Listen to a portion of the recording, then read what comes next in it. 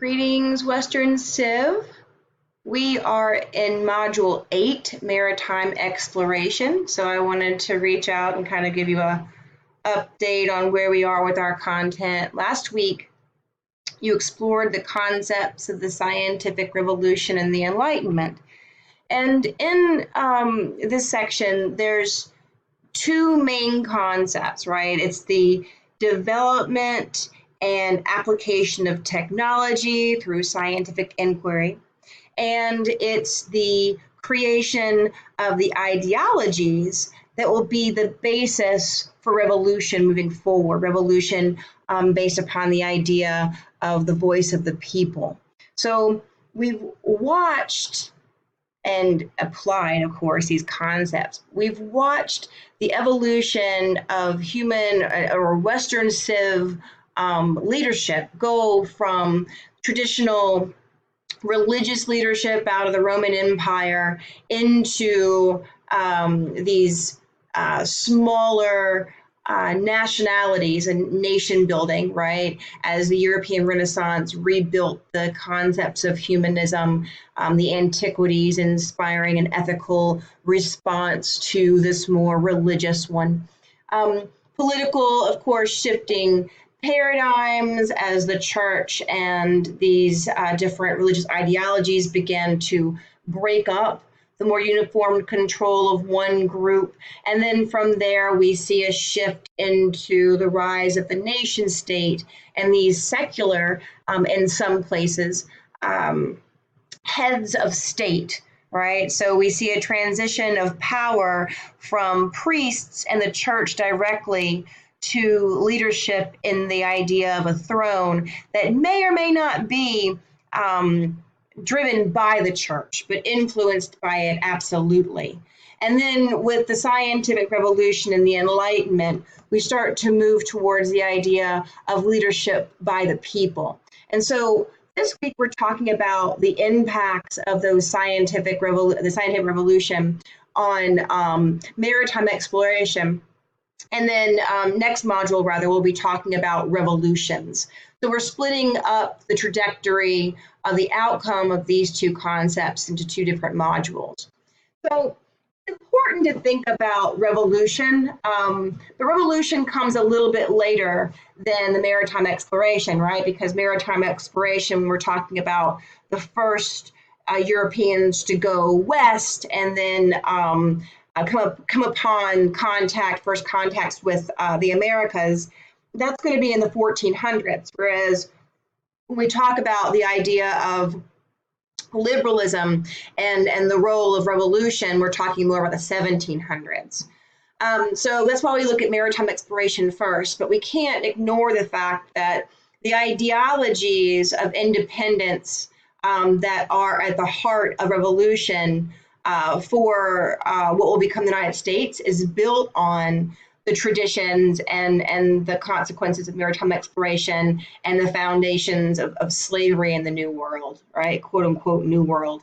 And so when we talk about maritime exploration this week, we're looking at those exchanges and interactions. So you're first asked to watch the crash course history on maritime explorers, because it's important to understand that although we're talking about Western civilization and the advancements largely coming out of Western cultures, that again, we're not looking at this as if Europe was in some kind of isolated bubble, because in fact they shared a continent and a Eurasian continent with many different cultures, and there was cross-cultural exchange. You'll get that as well when you watch the Guns, Germs, and Steel, if you have not yet. And then you have the readings, the Howard Zinn readings as well, which gives you a different perspective from John Green and crash course history, because Howard Zinn takes more of a social justice approach, and he's going to talk about the impacts to the Arawaks and the intentions of Columbus when they landed, because Columbus, and we're talking about primary source analysis. So Howard Zinn is looking at what Columbus wrote, right? And he said here, as soon as he arrived in the Indies on the first island, he took some of the natives by force in order that they might learn and might give me information on whatever there is in these parts. And from that, we're talking about, looking for gold, right? And so this, and then of course enslaving these people as well. And so this chapter kind of goes through for you what first contacts with Columbus looked like, if we're looking at the impact on those nations and tribal nations that existed there beforehand. Guns, Germs, and Steel will give you, I like this great documentary. There are some shortcomings to it. It can be problematic in certain ways. But the content on first contacts and then on the ways in which the Spanish and the Portuguese engaged with indigenous groups is quite, quite balanced, I think. And it also introduces you to the idea of the Spanish requirement, which is the focus of your primary source analysis. But there are some problematic points to what Jared Diamond addresses here. For instance, and I'm going to show this to you in a minute, but for instance, his larger concept is the reason that Europeans were able to engage in maritime exploration is because of location, where they're located, in the world at that moment. Let's see, afforded them a certain amount of opportunity based upon the contributions of all kinds of people in Eurasia. So, right through here we have like where my little finger is. We've got kind of like the Silk Road, right? So you've got all of this exchange of ideas and people and goods and services back and forth. And so Diamond says that because Europe was right here, they had the benefit of the collection of all of this information because there's exchange happening here. And of course, they have the benefit of, one of the earliest advanced civilizations coming out of Greece and out of Egypt and out of the Middle East here. And so this affords them a certain amount of advancement in technology. It's not about the people being superior, it's about the location giving opportunity. And so when these first maritime explorers came over, they were able to share information with each other to learn from what happened. Like by the time Cortez goes into Mexico, he's learned from what Columbus experienced because they have a printing press that's allowing for the distribution of this information. So, of course, printing press that comes out of this area, but for Eastern contributions, you wouldn't have all of the technology. So again, the point is to put into perspective why it is that you have a European power that's able to come in and basically colonize and dominate here. But what Jared says too is that you don't have the same cross-cultural exchange because here, when you go this way, things kind of stay the same, across lines that are parallel. Parallel. You have the same kind of geography, they have the same kind of climate, right? And so there's easier exchange. But here you've got this narrow piece of land, and things are very different when we talk about climate from here to here. That's what he says. I want to show you this point that I'm making. He it right here.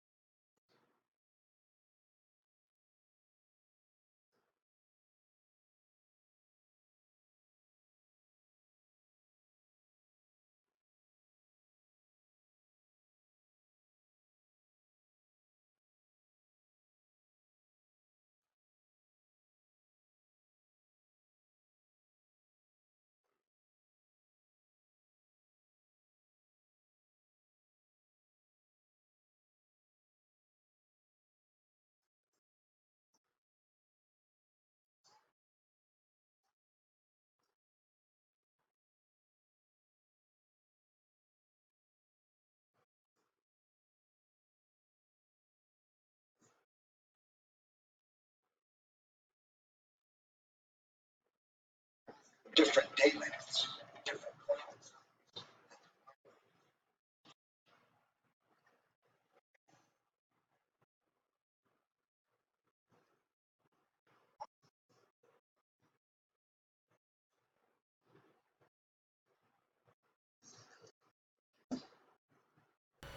access to writing.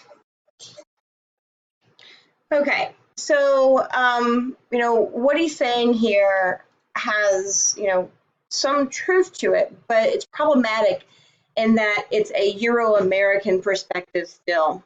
And so when he says that there is not that kind of exchange here, we don't see the same kind of exchange or the same kind of interactions perhaps as we see in Europe, but this is a collective culture.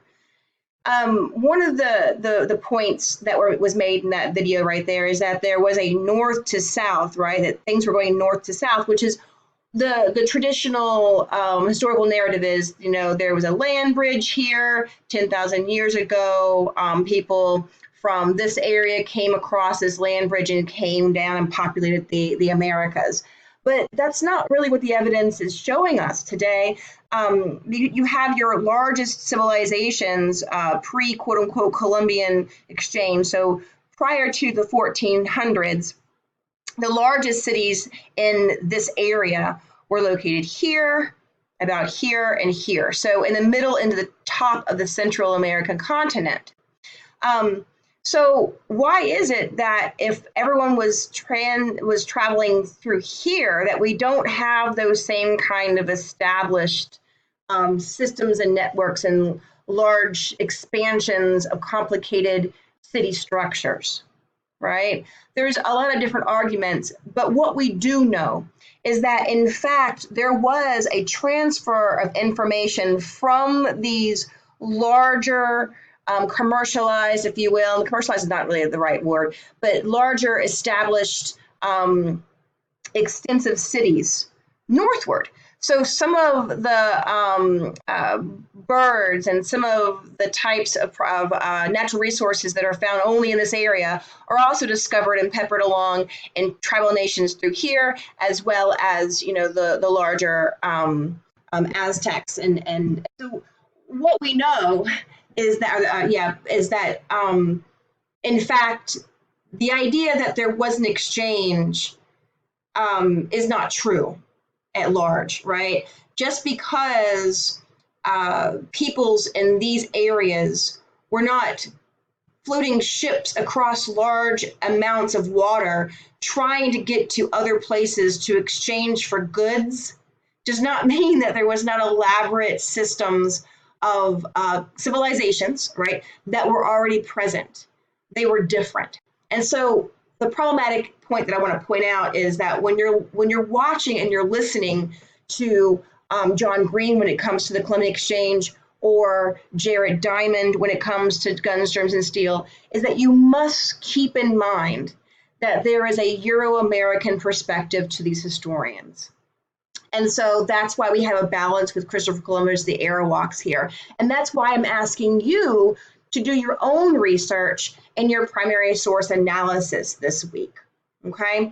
So that primary source analysis, you're going to be introduced to the Spanish requirement, El Reglamento, when you watch Guns, Germs, and Steel. But the analysis itself is a document that I have located here for you as well. Now, and this date has to be updated, so I apologize. Oh, no, that's the date it was uploaded. Never mind. But your assignment is to read the requirement, conduct your own research, and then write an essay that answers this question. How did the conquistadors use the El Reglamento in the Spanish conquest of the Americas? So this document here, if you click on it, I have provided you with a downloaded source from a reliable resource. If it will come up for me, there it is, the National Humanities Center, right? This is a reliable resource. It gives you kind of the background here. This is a document that was constructed in 1510 by the Council for the King and Queen of Spain. a king and queen that were largely influenced by the Roman Catholic Pope and Church. This document, if you read through it, which is right here, interpret it for you, it's been it's been translated rather, is what a conquistador or an explorer would say to indigenous peoples when they first met them. They'd say, on the part of the king and his daughter, right, the queen, we here, excuse me, we here have come to tell you that you are now under the jurisdiction of Spain, and that, you know, God is our Lord, and now he is your Lord too. And he commands his place, and, you know, you are now within the jurisdiction, right? And now the king and the queens and the lords are, you know, fully in control of all of this land, and you must have faith. And, you know, let me explain to you, you know, a little bit about Christianity here.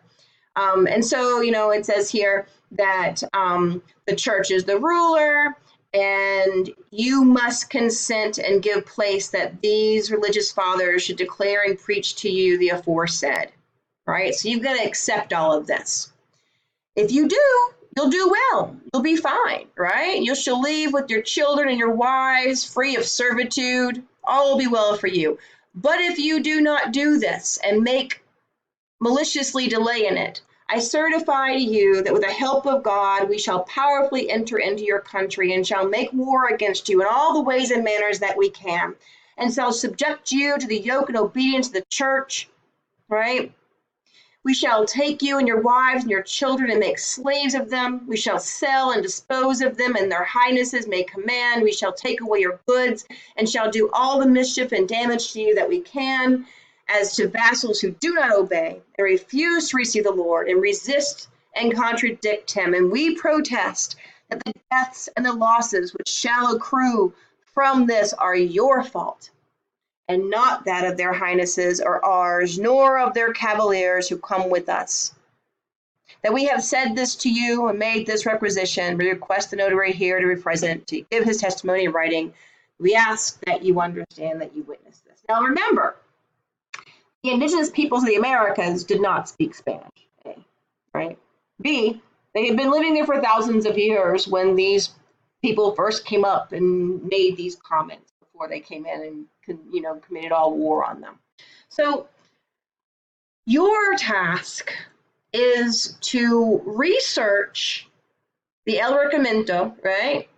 And explain how the conquistadors used it. You have to give the context, right? When we say explain it, how are they using it? Why are they using it, right? This is a text that gives them the authority to come in and wage war. It's a religious document as well, right? The ways in which it was implemented. Las Casas was a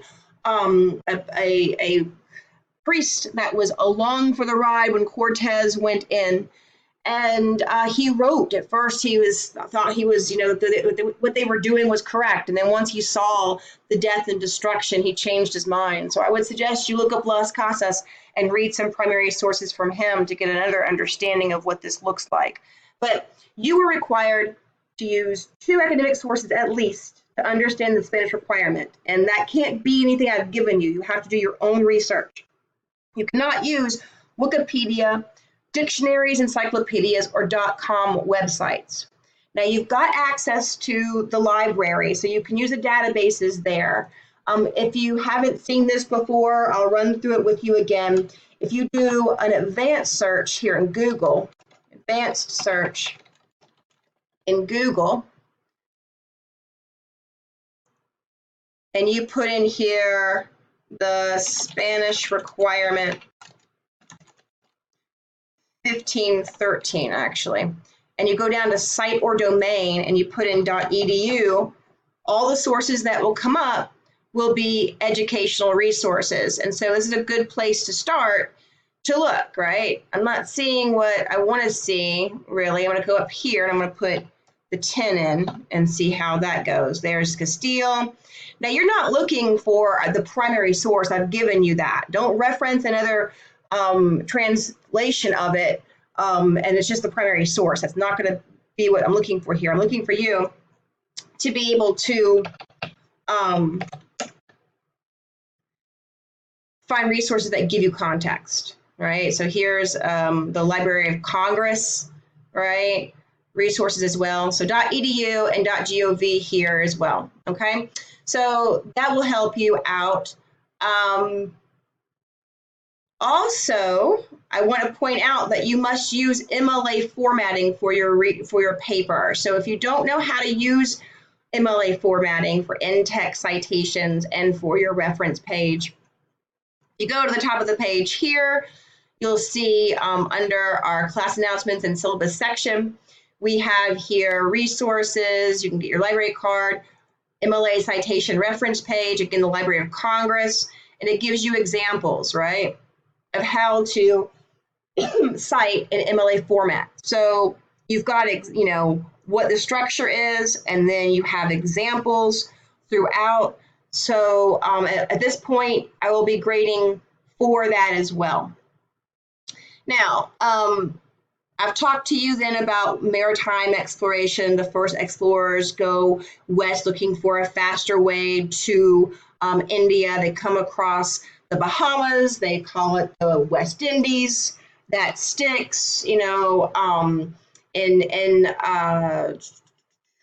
let's see, I still have it up.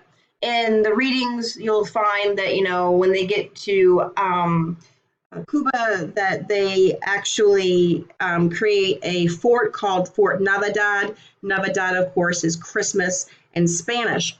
My point being is that when we talk about these times, this era, right, this part of history in this era where Europeans were sailing across the waters and engaging in the transatlantic slave trade, engaging in the eradication of indigenous peoples, we call all of that, this Columbian exchange. There's these European terms for it. The Columbian exchange, you have a crash course video. Be careful here with John Green. I'm a big fan of most of his work, but in this video, he definitely has a great deal of empathy and respect for Columbus's achievements. I'm not trying to downplay or undermine them, but if John Green spends a lot of time talking about what Columbus brought us to and led us to and the accomplishments and the advancements of that, my question is he balancing it with a fair amount of time being evaluating the impact and the consequences? Because the Columbian exchange is this idea that when people began to come in contact, right, during this period of time, that things that were growing over here were brought over here. The potato was original to the Americas, and yes, without the potatoes, you would have had this huge famine, would have been much more deadly. Africans were taken and brought over here, and so we have the traditions that will become part of like Haitian and Creole, as well. You have all of this exchange, but understand that the exchange that brings this here and brings this here, right, has detrimental impacts for the people in the African continent and in the Americas. It's a lot of people that were impacted. And so we want to be cautious with the way that we're looking at that. If we call it the Columbian exchange, is that a fair term? Was it an exchange, right? From the African slave perspective, was it an exchange? From the indigenous Cherokee perspective, was this an exchange? So you want to think about that, because your discussion, Module 8 discussion, is about that concept. Define it. Is this term fair? Should we call it Columbian? That, of course, puts the emphasis on the European contributions. We could say, well, the Europeans were the ones that were, engaging in the traffic of all of this. That's right. They were engaging in the trafficking. So, do we put the perpetuators of that at the top, or do we say that, because of this, we can't just, detach ourselves or untangle all of that history now. And so, but for the Europeans, we would not be where we are today. And so it is appropriate that these terms are titled by these European conquerors. I think that, a social justice argument comes more from the Zen readings on that. But it wouldn't be fair for me to say that is the only legitimate argument, right? Because I think you can make the argument on many sides. We just want to make sure that however we are approaching it, we are giving full and fair consideration to all parties involved. Boy, we need more of that these days, right? So that's part of our exercise, is to consider what that looks like when we talk about these narratives and we look back at these times. How can we, do that in a fair way? Let me show you something really quickly before I move on here. In your readings for this module, and the Howard Zinn's readings, if you haven't had my class before, this will be new to you, but if you have, this will be a refresher. But, Howard Zinn talks about all of this information to emphasize the heroism of Columbus and his successors, is to de-emphasize their genocide. That's his position. Again, John Green in his video takes a very different perspective. So that's why I'm giving you both. But what I think is interesting to remember here, and I think this is an interesting and important approach, is when we are looking at history, we're in a moment that is so sensitized by the emotions and the continuing expansion of the gap between different ideologies and perspectives. We're not building those bridges today. We're really tearing them down. And as we live more and more in our own thoughts and our fears and our experiences, it's harder for us to empathize or feel out of that because we're so wrapped up in our own. And that's why I really like what he's saying here, right? Zinn says, "My point is not to grieve for the victims and denounce the executioners. Those tears, that anger cast into the past, delete our moral energy for the present," right?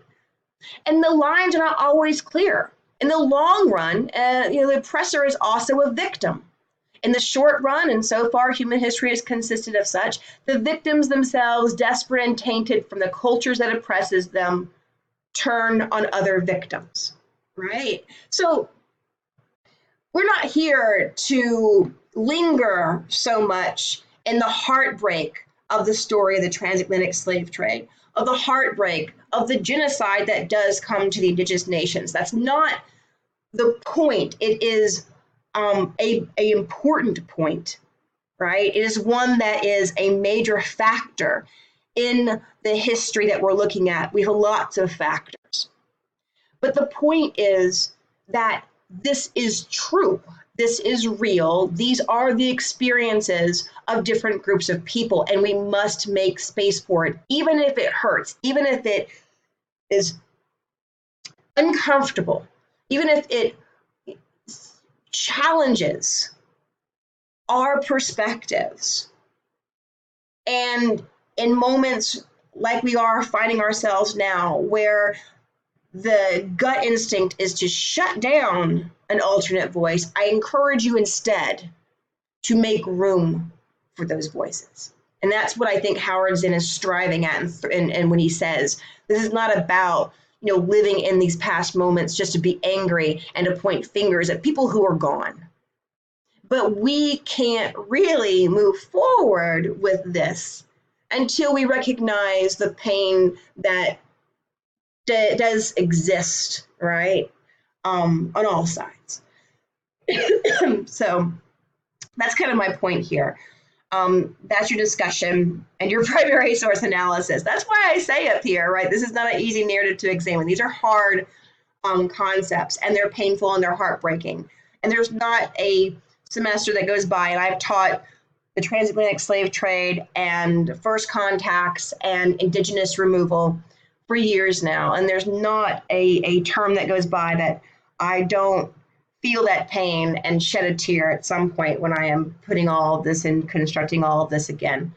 So fear not, you're not alone, all right? Your link here to JSTOR will help you link right into the our database for looking for resources for your assignment. And I am here. So if you have any questions, let me know. I look forward to all of your contributions. And if you have any need for me, just reach out.